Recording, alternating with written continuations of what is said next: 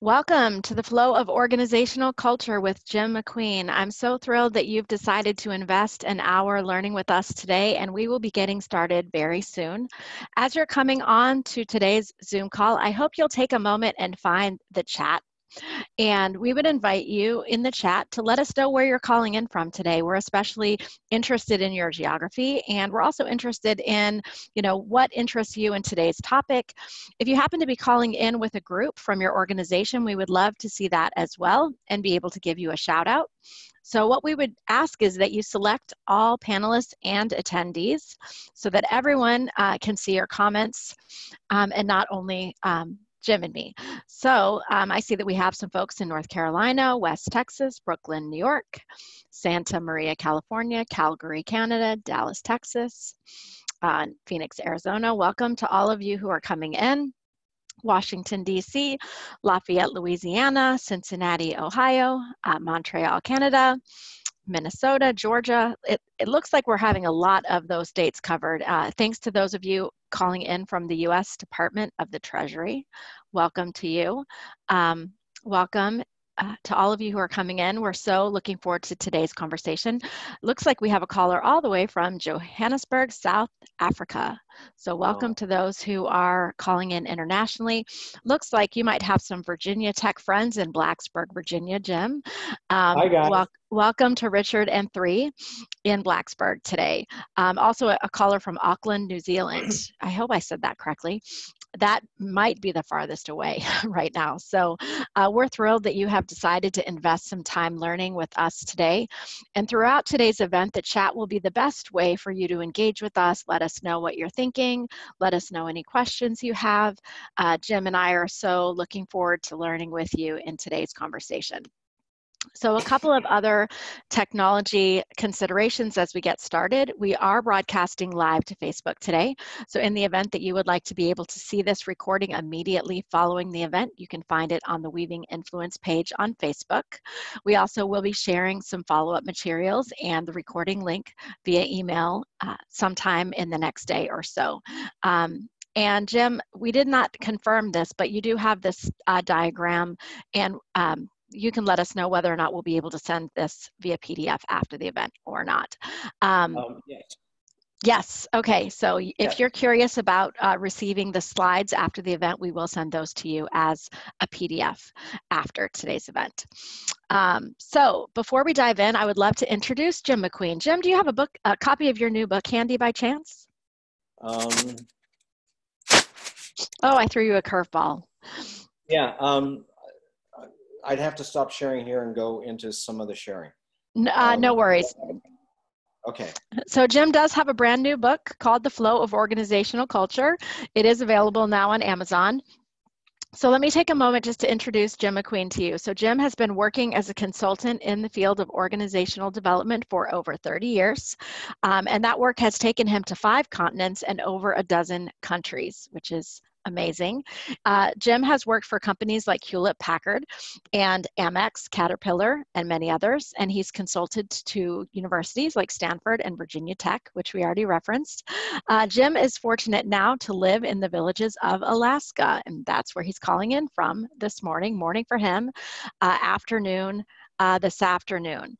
And let's see, anything else, Jim, that you want our attendees to know about you today? Not that I can think of. If anybody has any other questions about me, they're welcome to ask. Well, and we will be taking questions, as I mentioned, throughout today's event, so you can feel free at any point to put those in the chat. Eric is asking about the option to mute video or sound, and when you come into a Zoom webinar, you are automatically muted and your camera is off. So no worries today. We cannot see or hear you, but we're thrilled that you are here, and our main way of interacting with you is through the chat. So we welcome your questions later, and let's dive into today's topic. So Jim, we were going to start by defining organizational culture. So can you share with us from your perspective, what is organizational culture? Well, there are more definitions of organizational culture than you can shake a stick at. I'm working primarily with 2. One is Edgar Schein's definition, and of course my own definition. Schein's definition Schein says that organizational culture is a pattern of shared basic assumptions that the group learned as it solved its problems of external adaptation and internal integration. And if you think about it, that's just about everything in an organization. And that those problems, those solutions have worked well enough to be considered valid and therefore to be taught to new members as the correct way to perceive, think, and feel in relation to those problems. And I like this particular definition because it's something that you can actually consult to. I mean, because as a consultant, you can intervene when people are trying to solve problems, and you can help maybe shape the solutions that they're coming up with. Now, my own definition is that culture is a symbol-rich system by which people in an organization construct and apply meaning about their work lives. And I'm going to take a minute and explain that a bit more fully, and I'm going to kind of combine those Schein's definition with my own.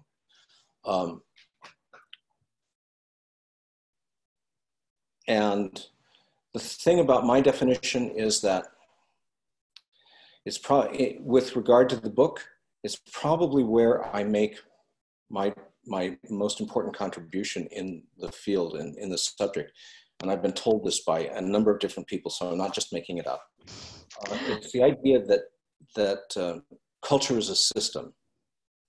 So let's take a look at that. Have you got my screen up? We can see it, yes. Okay, and great. Jim, before you dive in, could you repeat your definition? Louise is asking for a repeat on your definition before you dive in.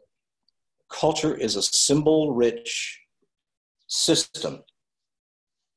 And when I wrote system originally, that's a complex adaptive system. All right, so it's a complex adaptive system by which people in an organization make meaning of their work lives. Did she get it now? I think so. I got it. Okay, you got it. Well, that's what's important. So,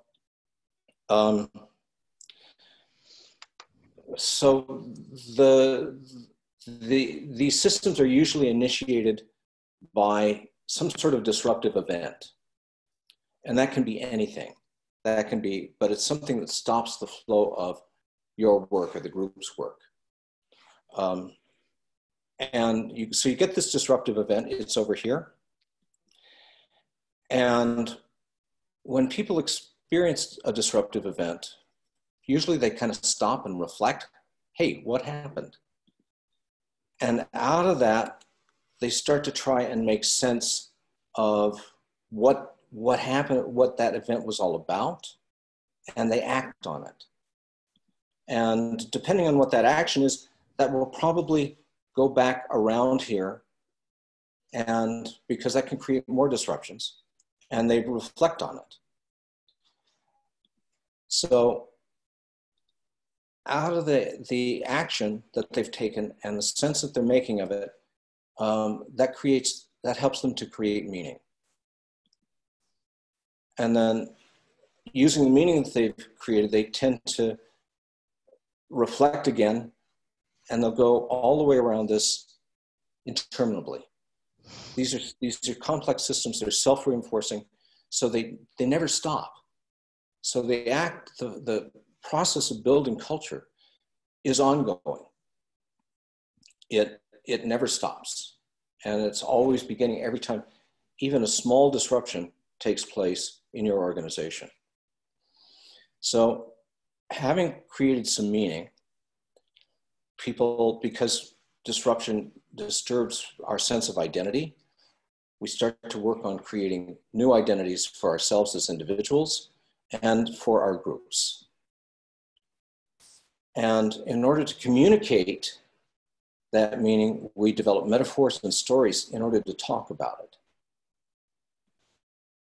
And as we talk more about it, using metaphors and stories to describe our new identities and the meaning that we've working on it, we come back and we create new meaning or additional meaning or enhanced meaning, and that can be disruptive.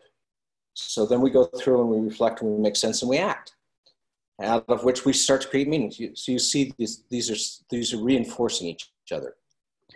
So Jim, can we pause for a moment? We have a question from Rhonda, and she's wondering how conscious that reflective process is. And a follow-up question is this process collective or individual? And if it's collective, how is it facilitated? So lots of questions. So yes. Yes to all of those.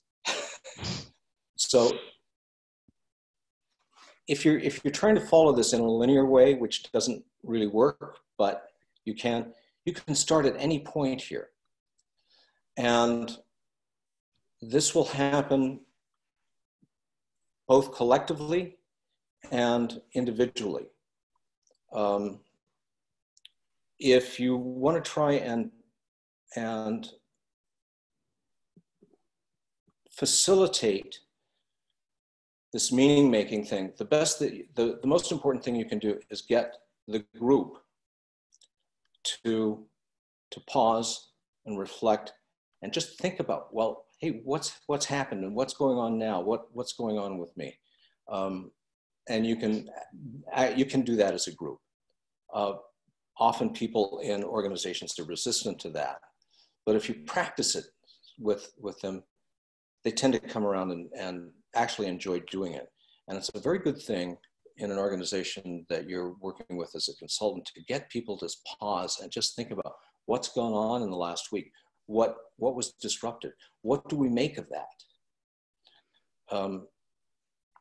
Just as a side note, this whole thing about meaning, we make sense of things, which is that we can say, what are the individual pieces that happened?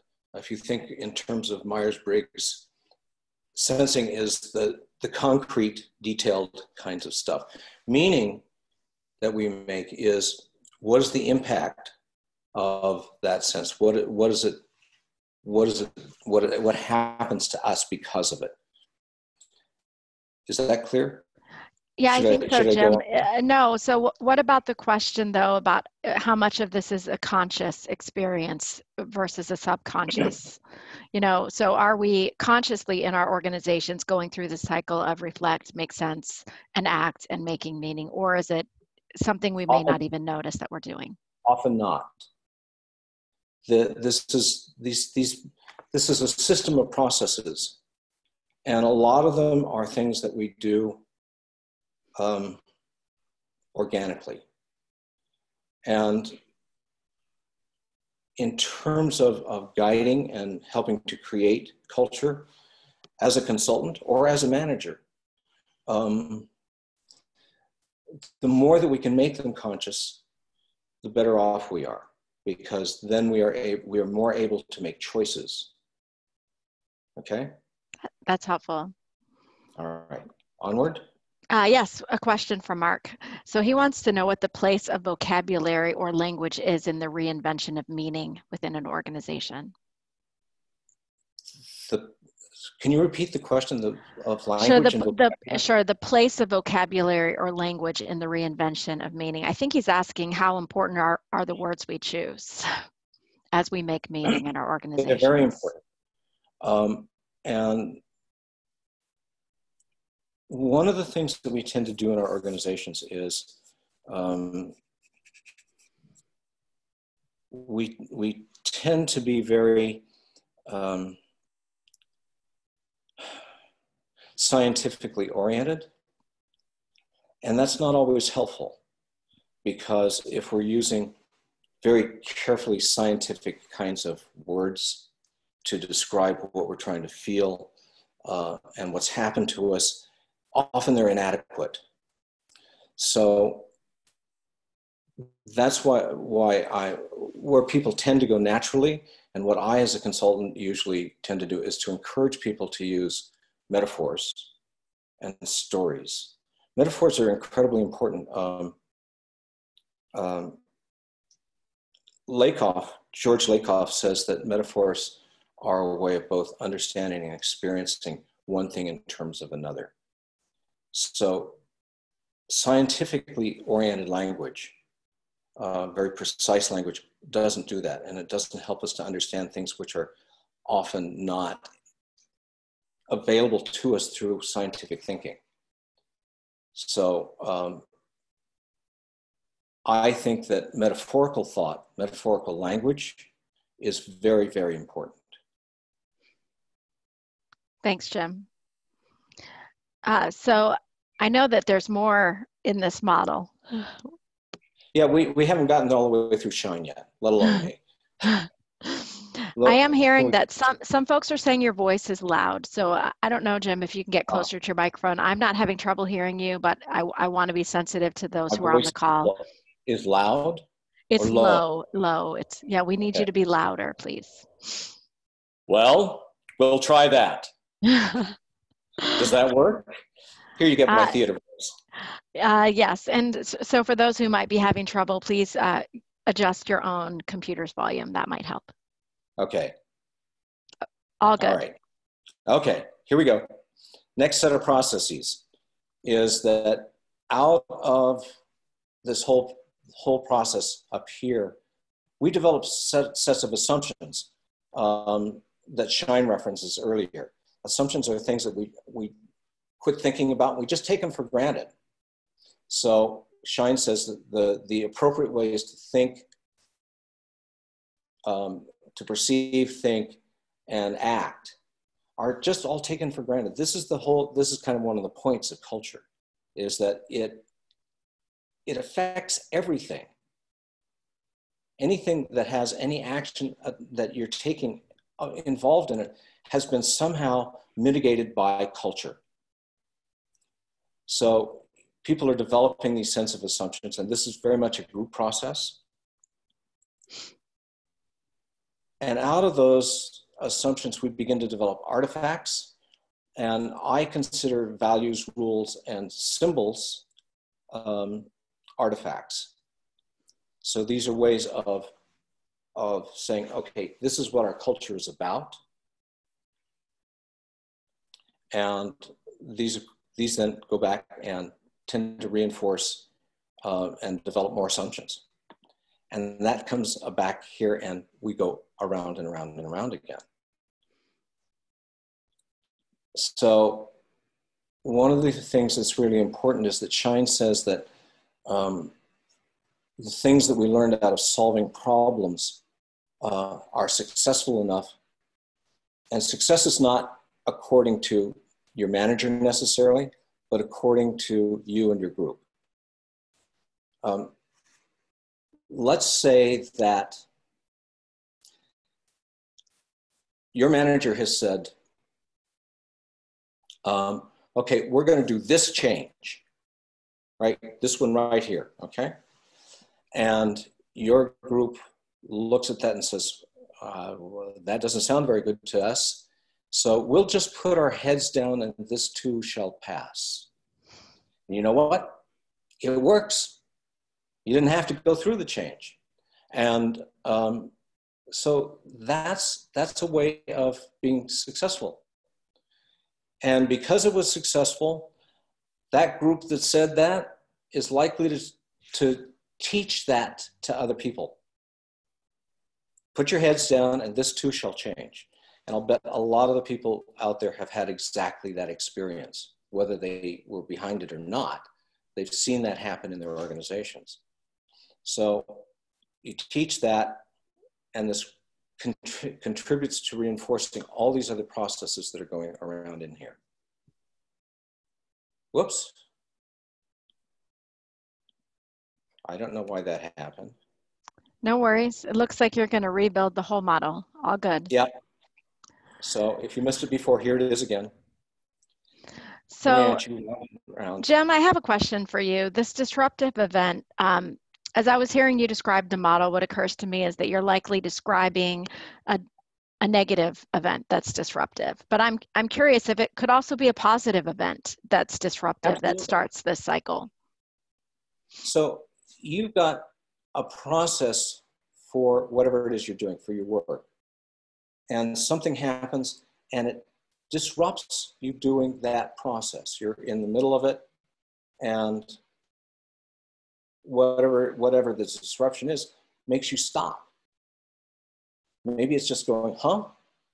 And then you've got to come back and figure out, well, what was I doing when that happened? And by the way, this is how we tie this all up, which is that all of this keeps going on and on like that. But that can be it. A disruption can be anything. And so there's no value judgment placed on that, except for the fact that disruption in our language sounds negative, right? Mm-hmm. So then we go through a process that of sense making, and I use Carl Weick's descriptions of that in the book. And Weick is one of the most brilliant scholars in the area of sense making that I've ever encountered. And we could go through a model around sense making too, but let's not do that right now. And you can read about it in the book. So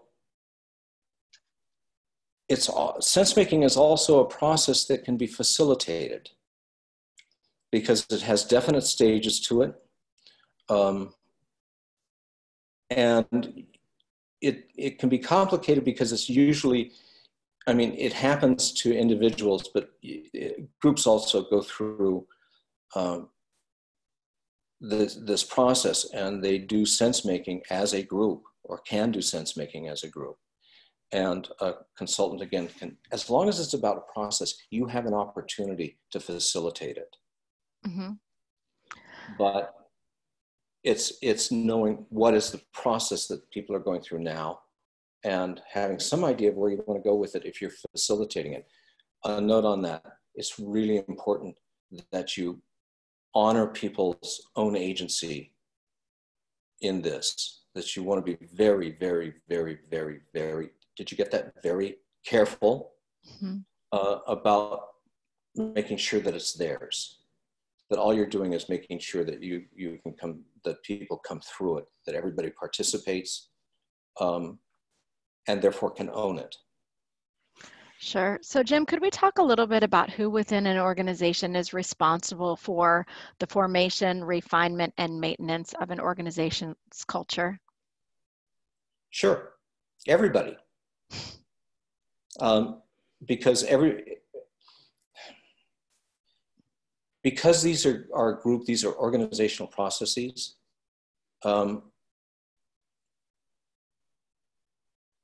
it doesn't become really culture unless everybody's involved. Because remember that this is a kind of consensus decision about the appropriate way to think, feel, and act around any given issue. So leaders have a particular responsibility for monitoring and working to decide what is the culture, and then what do they want the culture to be if it's not what they think is going to be productive. Then you have the whole question of how are you going to change it, which is a very in-depth process, and it's not going to happen in 2 days. Because it involves all of these pieces. And so that if you are a leader,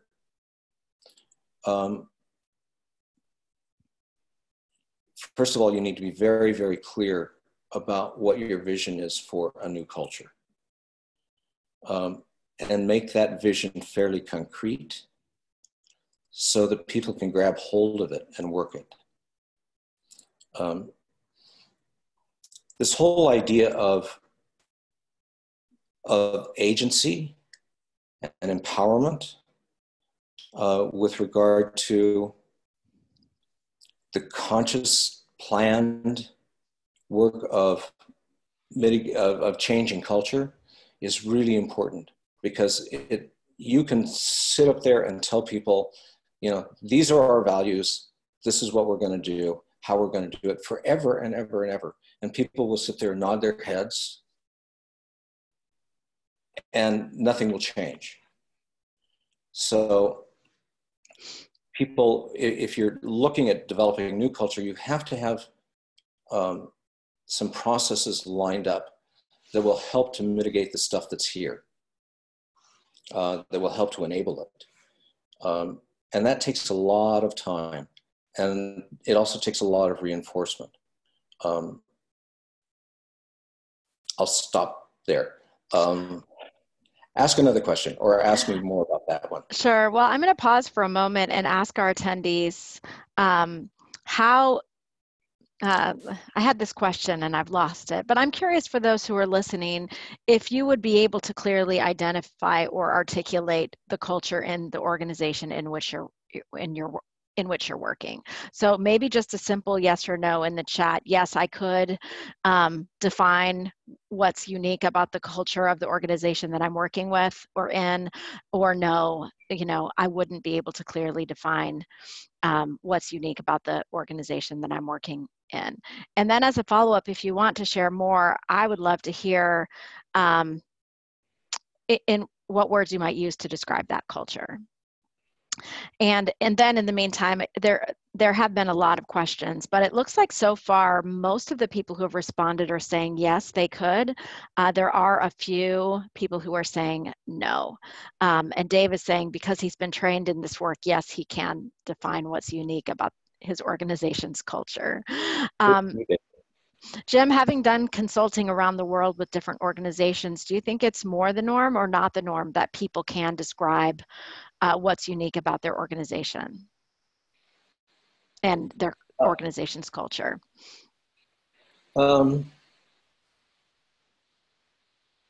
think most people in most organizations can give you some description of their culture. What is unique is when you come to an organization that can actually talk about their culture as a set of assumptions. They can say, so what is it that we do as a default in our work? Because that's really where culture lies. And even better if they can describe how they talk about it. Because culture is carried in the narratives that we use when we talk to each other. And that's, I often say, you know, if you change the way you talk about something, you'll change the way you think about it. If you change the way you think about it, you'll change the way you do it. And it's in the doing. It's not what the doing is, it's in the way you do it where culture has the greatest impact. And it's also often the hardest piece to identify.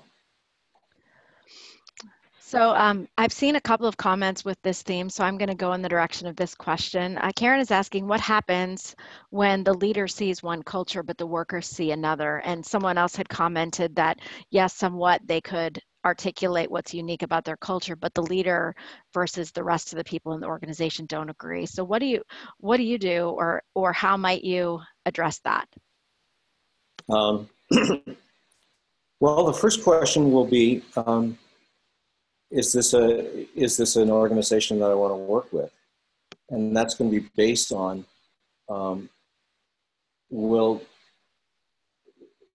does the leader have enough flexibility in their thought process to be able to look at their own identification of the culture and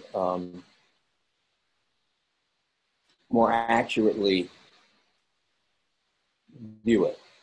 And to what extent is the leader a participant in the culture of his own group, which may have a different way of thinking about something? And this is one of the things that makes working with organizations endlessly fascinating, is that every group is going to have a slightly or sometimes radically different culture from other groups in the same organization.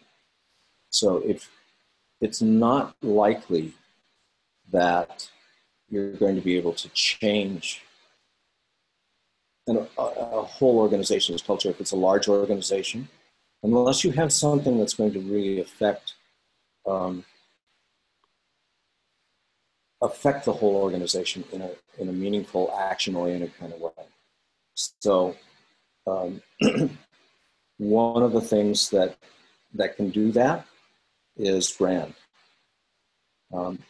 especially if you're looking at brand as a promise that you are making internally and externally about the experience that everybody's going to have. So if your brand is about how people who are employed in the organization are going to experience their organization as, and that's got to match what's going to happen when customers or stakeholders are touching the organization, and what's that experience?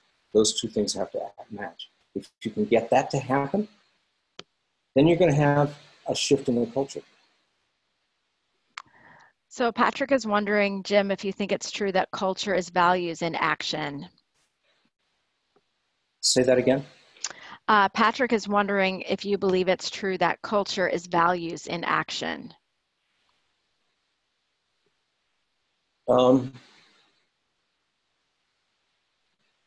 That's not a yes or no question. It can be. It depends on what values we're talking about and how the values are formed. Values are a cultural artifact usually. So that if as a group we've taken an action and that action has had a good or an ill effect on something or somebody, that creates some sort of value in the organization. We look and we say, wow, that really hurt those people. We're not going to do it again. So, and that's a way of, that's a kind of problem solving that's resulted in that. And that becomes a value. You can work the other way on it, but it's not usually, the values are not usually as strong. So I would say, in answer to Patrick, yes, it is values in action. However, I would also say that culture is the creation of values. Thanks, Jim. Well, so I know one of the topics we wanted to make sure to cover today is what leaders can do to influence culture change. And I've heard you say already that culture change takes a lot of time. So for those who might be listening today who want to influence change in their organizations as it relates to culture, what can we do?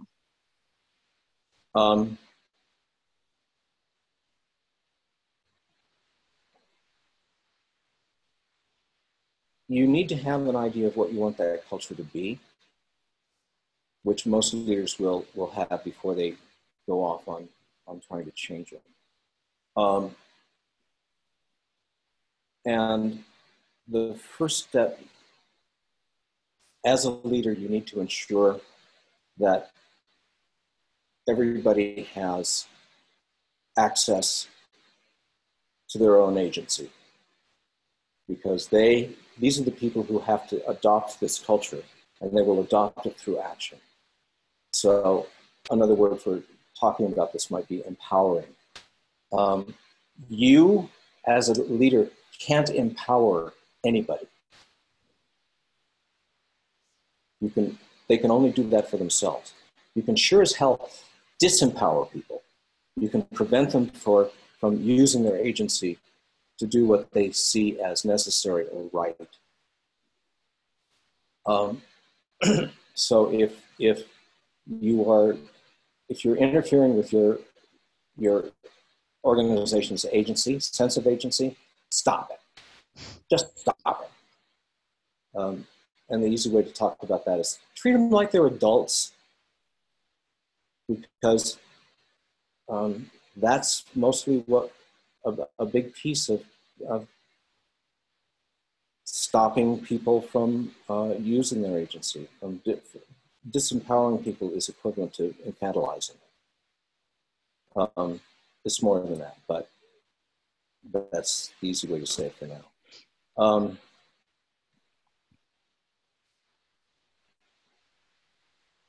Make sure that people will have some way of dealing with the pieces of this culture that you want to create experientially. You can't decide whether you want to do something until you have some sort of experience of it. So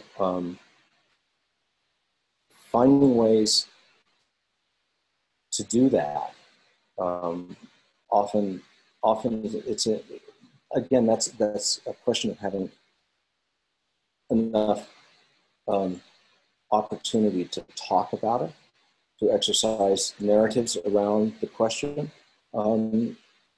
Typical training, unless it's very carefully designed, doesn't do it. It has to be more full and rich than that. And then having a lot of follow-up and reinforcement is another piece that you really need to ensure happens. I have a case study in the book, which actually ends up being a kind of cautionary tale, because in the case study, my contracting with the leadership was not maybe what it should have been. And part of what we didn't get to do was do the reinforcement of that. Right, Richard? And places where it did get reinforced actually developed more the culture that we were after more fully and effectively. So agency, training and experience, reinforcement, over a period of probably, depending on how large your organization is, how complex the ideas in the culture are, how firmly entrenched the culture is, the existing culture is. It's going to be a 3 to 5 year process. And that's a hard message to deliver to a client. But if you're going to try and maintain credibility around that, that's what it's going to take. So I have a question here from Len, who's wondering, he's often heard that one of the main jobs of the president CEO is to be the keeper of the culture. And if it's done well, it can make for a healthy organization. And he'd like to know, yes, no, or maybe, is the CEO the keeper of the culture? Yes, no, and maybe. Yes, yeah, because, in a hierarchical society and organization, we look to leaders for modeling. So an important piece of leadership's job is to walk the talk.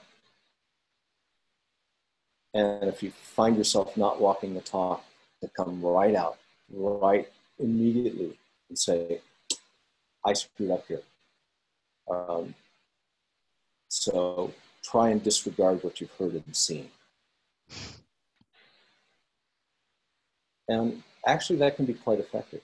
And that kind of for lack of a better word, transparency or honesty when modeled like that, can become part of the culture. Mm-hmm. It's a That long way makes around this sense. question. Sure. Yeah, no worries. There's lots of back channel conversation, so thanks to those of you who are taking the time to share your thoughts. I would remind you, if you want everyone who's on the call to be able to read it, please select all panelists and attendees so folks can see your comments. So John has a question here. Jim, what if a leader in the middle of a hierarchy says, I want to create a healthier culture based on human connection, trust, and collaboration, but I'm afraid that I'll get eaten by the sharks around me? So, you know, someone in the middle, not the head of the company, not the CEO, but a middle level manager wants to change the culture. Is that possible? Yeah, take a good supply of shark repellent. It's hard. Oftentimes, though, you know, I will, if there is at least some support all the way around, somebody who's trying to do this, from both people above and people below, and they have ways, kind of like what I've outlined before, of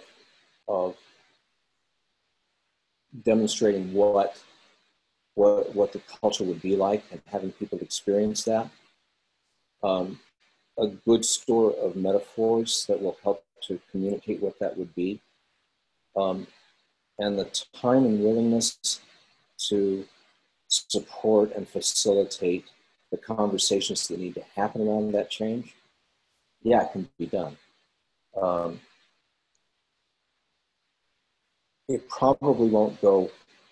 Probably that's something that's going to happen just right in his or hers immediate area. It can spread. It's going to take 3 to 5 years would be for something to spread through a larger organization. Would be a very conservative kind of estimate. But I have seen it happen. I've supported it a few times. And just, you know, be aware, yeah, you need that shark repellent. Because if the larger organization is not that way, recognize that you're working against a different culture. I mean, So that's one of the things always, is that there's an existing culture which is going to push back. sure. Well, I'm seeing in the comments that people like this idea that you can form a culture amongst your smaller team or smaller segment of an organization, where your team can have its own culture. Does that make sense to you, Jim? Absolutely. Absolutely. Every group has or can have its own culture. I mean, another way of thinking about culture is a worldview. And I mean, think about your own families. Every family group, I mean, if you are married or somehow have access to 2 different families, you can walk into the room with family A at Thanksgiving, and you can immediately sense and tell, you know, what you'll have a sense of what the essence of that is, just simply by how they talk to each other. What values do they express that way? I mean, maybe they're all very quiet and polite. And then the next day you go to somebody else's house for Thanksgiving, and they're from a different metaculture, you know? Maybe the first one was Episcopalian. The second one is Catholic and Italian. They're likely to be loud and happy, saying whatever comes into their mind. So those worldviews are those individual cultures. And so you can do that with teams as well, and you can do it consciously. That's really useful. So what are the most important priorities for people on the call who want to influence organizational culture change?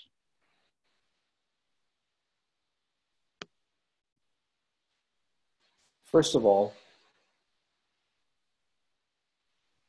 make sure that people's sense of agency is alive in whatever group or organization you're talking about. That they are always going to feel free to say yes, no, or maybe, and embrace whatever it is you're talking about on their own initiative. Because if you haven't got that, everything's going to die on the vine one way or another. Along with that is going to be developing a good level of trust among the members of your organization before you go. After that is things that I've talked about before, is that the ideas have to be clear. People need a lot of opportunity to talk and chew over them and accept or reject them intellectually and increasingly emotionally. And they have to have a way of experiencing what the new concept is. I think those are probably the priorities. And having enough support around you. If you're just working on your group, try and have people around you to at least not intervene and say, you can't do that. And just support and reinforce the ideas as you go along. Mm-hmm.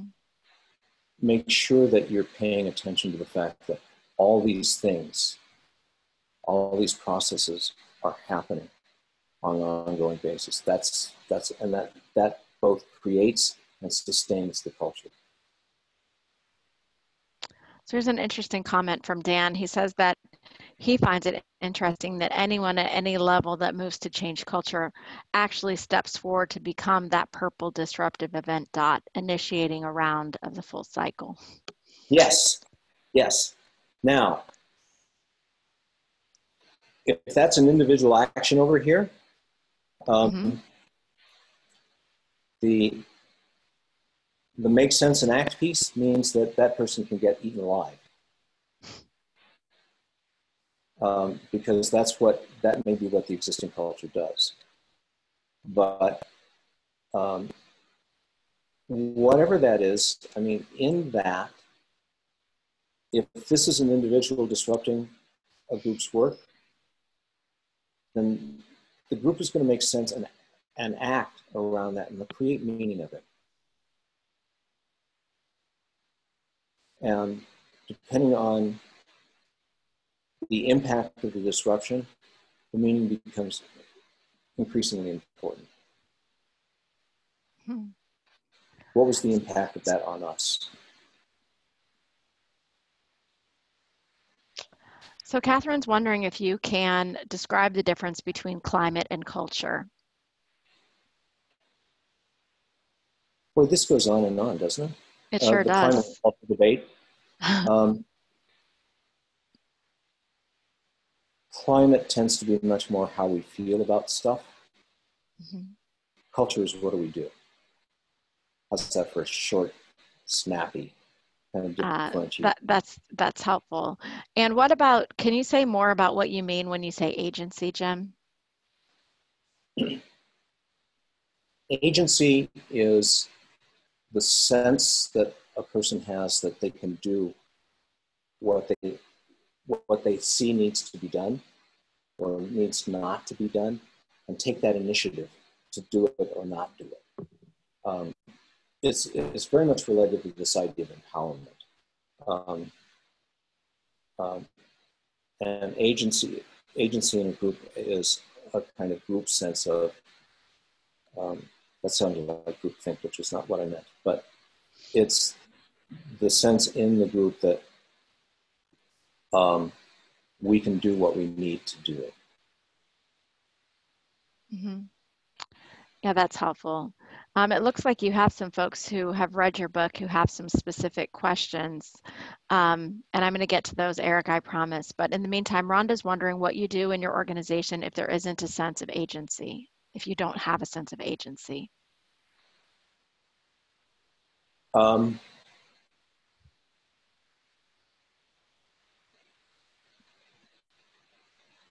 it's an interesting question. So, um, um,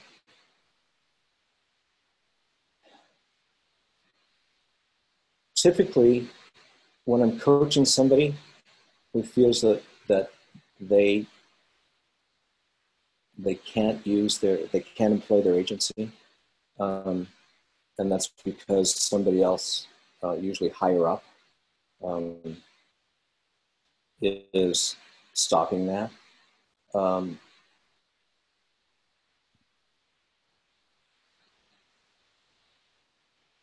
you can is call the question, which may or may not work. Um, all these are kinds of questions, like, you know, the individual changing the culture in their own group. If they do that, that's employing their own agency. That is demonstrating that they are themselves powerful, that they are empowered. Um, but these can be, depending on your organization, these can be very dangerous actions. And the individual needs to decide, is it going to be worth it? I mean, yes, you can get eaten by the sharks. Um, you can have, you may have a manager who, if they feel at all challenged, will try to inflict some sort of retribution, some sort of punishment for doing that. And who knows what that could be, but it can be really painful. And we haven't talked about courage, but courage is one of the hardest things in any organization to use, to be yourself and to try and do what you think is right. And that's very scary, and it's dangerous, which is why it's scary.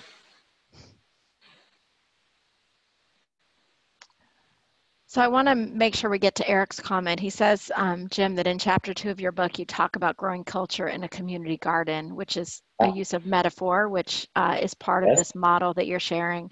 So he would like to hear more about the metaphor of growing culture as a garden, and would like you to compare that to Ed Schein's culture as a pond.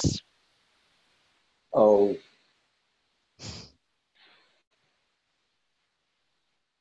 what's occurring to me is that in Much Ado About Nothing, one of the clowns says, comparisons are odious, which means comparisons are unfriendly.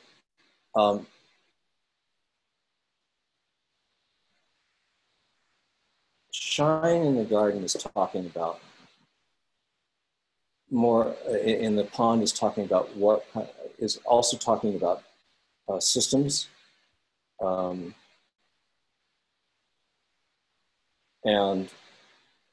his point with the pond is that,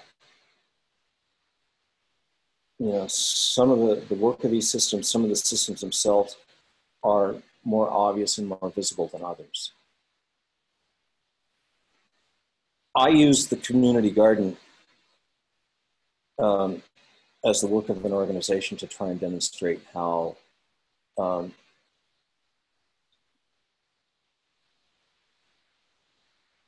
how culture is culture is an act. It goes along. The building of culture is part of organizing, and culture begets organizing, and organizing begets culture.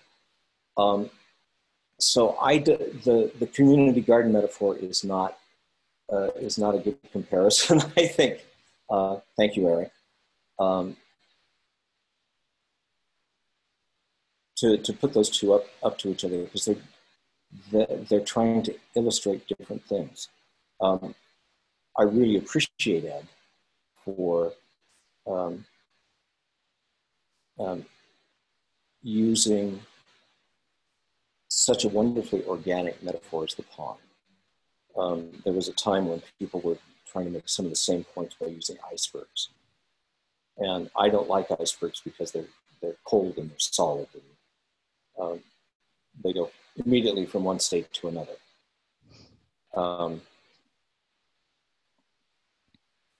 And so I don't know if I've answered Eric's question, but that's... Sure. Well, I'm going to do one final question. We are coming near the end of the hour, and then we do have a few things that we want to let you know about as follow-up. We have a caller from France who's wondering how you select, how you go about defining a target culture and how you select values, visible behavior, and repeatable actions to create that culture.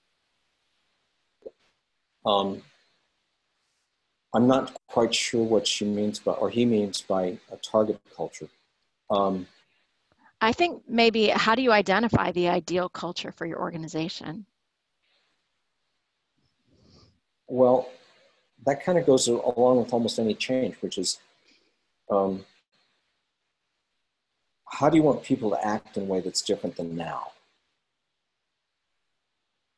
One of the points of the book is that any change that you're going to make, I don't know, I've forgotten what Cotter said, something like somewhere between 70 and 90% of all organizational changes fail. And the reason is that in trying to adopt a particular change, you haven't taken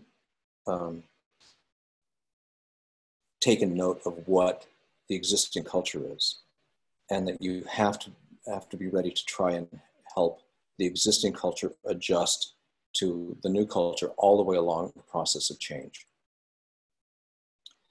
So I think that when you decide that you want something different in your organization, you need to look and say, okay, so what is it in our assumptions about how we do things now that is likely to be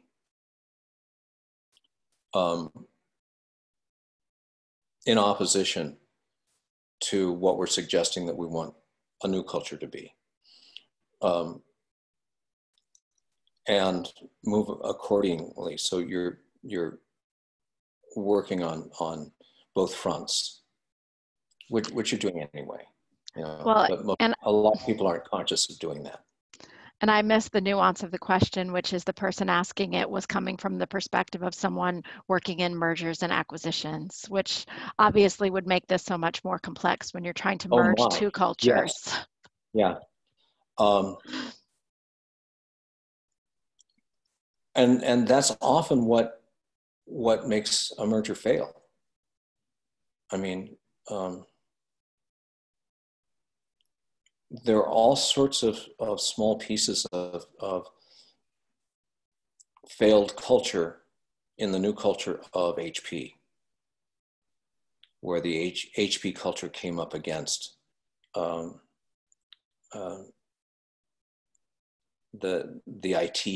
TI rather culture, and the TI culture was stronger, more aggressive. And I'm sure that, I mean, when I did work for them, there were people who looked like they just felt really beaten down.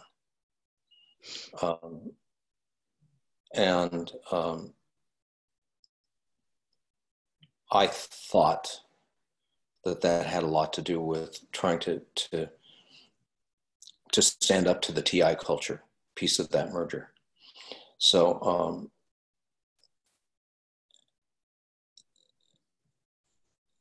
yeah, you need to think about both of those, and you need to think, especially if you can identify in a merger which culture or which parts of a culture are going to be tend to want to be dominant, then I would focus on trying to adjust those pieces, both in terms of how can you help those sets of assumptions that look like dominant cultures to be less so, to be more accepting of the stuff that's going to be less dominant, unless of course that what you want is to have the dominant culture be the culture of the new organization. And that's a complicated question, but and anything you plan is likely to go awry. So well, it's a question of just paying close attention to what's coming out and seeing sure. if you can mitigate it somehow. So thanks so much for that, Jim, and thanks to all of you who have joined us for this hour of learning with Jim MacQueen on this topic of his new book, The Flow of Organizational Culture. We hope that you'll check that out, and we also hope that you'll visit Jim's brand new website at jim-mcqueen.com. We will be sending some follow-up materials later today or tomorrow via email, and you'll have the opportunity to see this recording, to get a PDF of this model, and to engage with Jim moving forward. So thanks to all of you who have joined us today. Thank you, Jim. Thank you.